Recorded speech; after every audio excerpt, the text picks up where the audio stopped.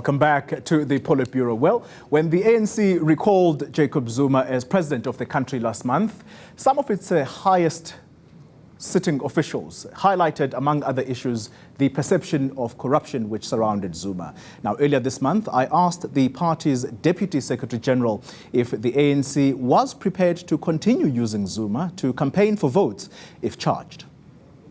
Whether or not we agree or disagree with this, there is a reality that President Zuma is amongst the oldest, most experienced cadres that are still active in the organization.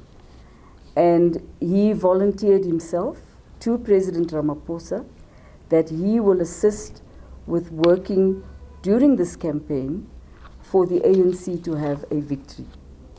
Now, let me say this to you, Koli, that one opinion is not prevalent in this country on President Zuma. There are multitudes of opinions about what you've just said.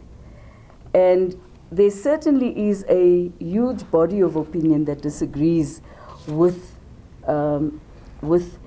you and even with us on the recall. There is. And so the ANC doesn't ever throw people away. You include, you continue to work with people. If there are private matters that they're going to have to face going forward, then that is another matter altogether. But I think for now, President Zuma is going to be working with the campaign. The face of our campaign is President Cyril Ramaphosa. All right, Karima, talk to me.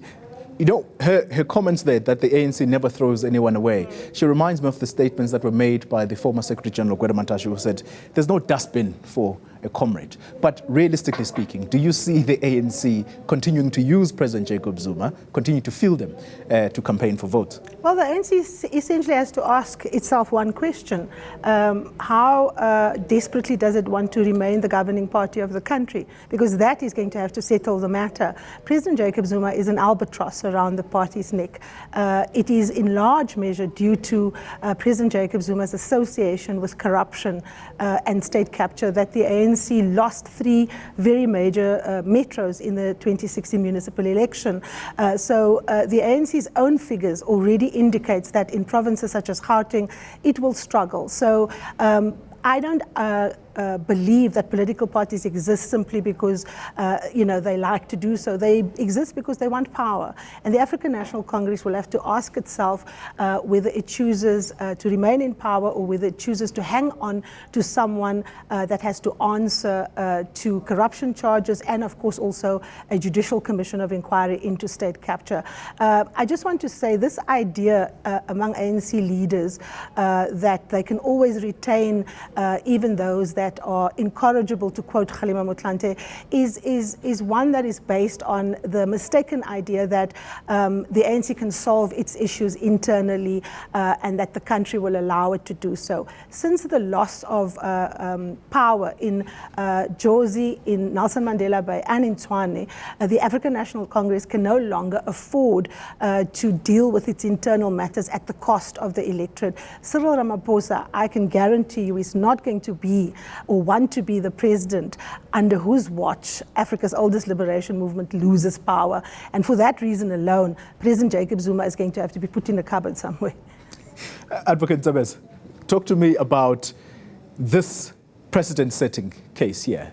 A man who occupied the highest office in the land is now facing corruption charges. What are the lessons here for people like, say, for example, Qedani Mahlangu, the Life Esidimeni issue, Supra Maumapilo, Ace Magashule, in relation to their respective roles as accusations of corruption continue to mount against them in relation to their roles as premiers of the provinces which they lead? Are those people, or should those people take any lessons from what is happening now? Well, I suppose the most mundane lesson that people must take away from what is happening is usually an answer, a very short answer that I give when I'm asked, what do you understand by this concept of the rule of law? I always say, no one is above the law. is the simplest response to that question. You could be president, you could be MEC, you could be minister. The fact of the matter is that no one is above the law. And for a president that signed laws into existence, I would have thought, let alone the fact that all the time he was saying, I want my day in court, I would have thought that he would look forward to actually appearing in court. And so are others. All right. Advocate Zabeza, let's cut it short there for a moment. We're going to go to a short break. The Politbureau continues right after this.